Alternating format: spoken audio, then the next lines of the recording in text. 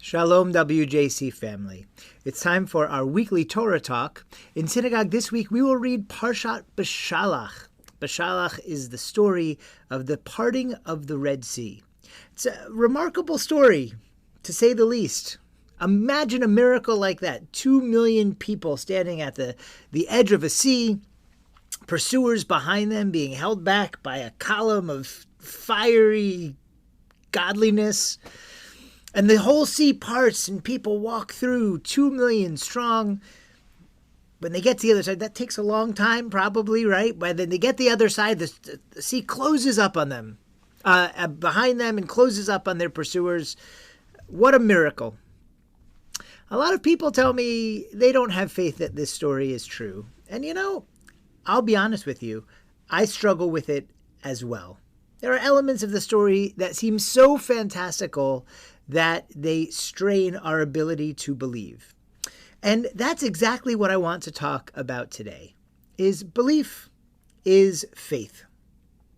It is okay to struggle with belief. It's okay to struggle with faith. In fact, that is the definition of faith. The story of the Red Sea is one about faith. It's one about belief. And I don't think the important question is whether or not we believe that this event happened exactly the way it did. There's lots of rabbis who have lots of explanations. I am partial to David Hartman's explanation that we don't know exactly what happened at the Red Sea, that miracles are so overwhelming, we give them human language that is hardly adequate to tell the story.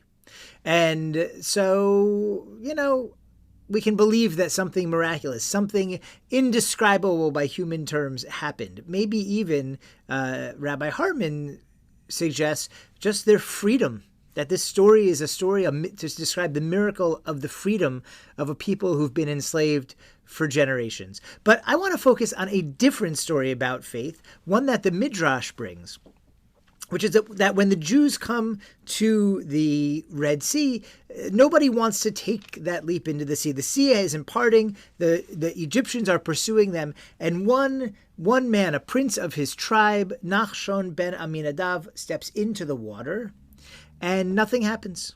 When it's up to his waist, nothing happens, the Midrash tells us. It comes up to his chin. He wades in further. Nothing happens. It comes up over his mouth. Nothing happens. Only when it's covering his nose, when he can no longer breathe, does the sea part to save the life of Nachshon ben Aminadav. That action of faith is the ultimate thing that saves the Jewish people. And that's what I want to talk about today. That faith isn't so much an intellectual process as it is a practice-based process. That we want to tap into belief. It's not a matter of, I believe this, I don't believe that, but it's a matter of how we behave and what we do that actually lets us commit acts of faith and ultimately access the faith that's in all of us in one way or another that wants to break out. The fact that we ask ourselves questions, do I believe in God? Do I believe in miracles? They already presuppose an answer of that we do. Right? Do I believe in justice? Do I believe in a sense of right and wrong that's universal? Those are beliefs, whether we attribute them to God, the way God is talked about in the Torah, or to some universal force of goodness or universal norms, however we think of it, there is faith there. The question isn't whether or not we have faith as what we do to act on that faith. And Judaism teaches us about action. Right? In stories like that of Nachshon ben Aminadav, that sometimes we just have to take that leap, feet first into the sea, to express that faith, to really own that faith. It takes practice. There's a story that I once heard about an actor who was going to be in a scene, and in the scene, a cannon was going to go off, and they were to say, "Hark, the report of a distant cannon." And so the actor practices and practices. Hark, the report of a distant cannon. Hark, the report of a distant cannon. Practices and practices and practices. And ultimately the night comes, he's all ready, and the cannon fires and the sound is loud and overwhelming. And the actor says, "What was that?" right? Because all that practice didn't really train the actor how to react when a real cannon went off. Mental practice wasn't enough. The actor had to experience it in order to break through and to know how to react. And so too, it's our experiences. It's how we approach the world with a sense of wonder, with a sense of the divine, and behave in such a way.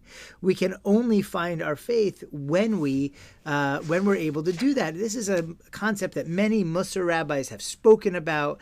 Rabbi Bachya ibn Pekuda, certainly, and more modern rabbis like Rabbi Lopian and Rabbi Hurwitz, and non-rabbis who practice Musar like Alan Marinis, they all talk about this idea of growing our faith through practice. Right? So when we meet those things that challenge us, not to try and think about them harder, but just to do them.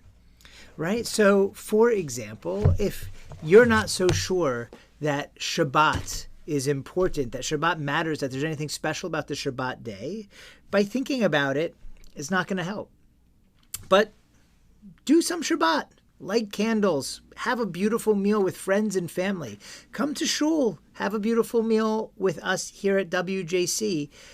You might just find that there is something special about the day. Maybe it's something that you still can't understand, or we still can't understand intellectually, but we can understand in the practice.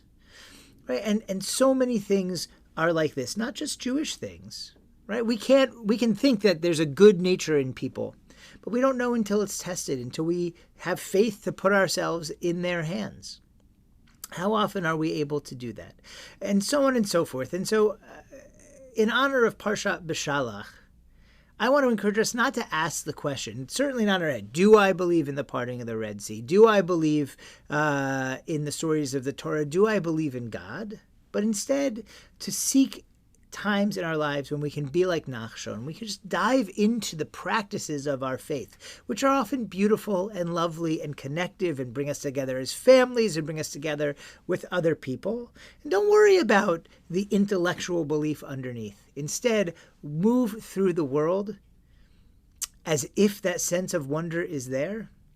And it is amazing how often we trip over it along the way.